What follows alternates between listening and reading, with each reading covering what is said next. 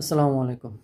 আমি glass use করা শুরু করছি মূলত ১.৫ বছরের মতো হয়। তো এটা হচ্ছে মিরপুরে ১ নম্বরে একজন প্রফেসর ডক্টরকে দেখায় আরকি, আবেদ কামাল। যাই হোক, বাংলাদেশে বর্তমানে মানে অনলাইন বিজনেসের কারণে ব্যাপারটা এমন হইছে, মানে যে আর মন চাইতেছে চক্ষু বিশেষজ্ঞ হয়ে যাইতেছে চশমা বেচার লাইগা। মানে চাইনাতে কয়েকটা ধরেন নরমাল ২০-৩০ টাকা চশমা কিনা আনে, আইনা কম্বো বানাই। Blue card, green card, red card, মানে আন্দাজে মান্দাজে কিছু নিজের মন মতো বানায়া মনে করেন যে বেচা দেয়। আর কিছু তো বের হইছে এখন, মনে করেন যে হোমমেড সেরিলাক বিক্রেতা। মানে আপনার বাচ্চার পুষ্টি আছে না না আছে কইয়া মনে করেন যে আপনারে দুনিয়ার টেনশনে ফেলাই দিব।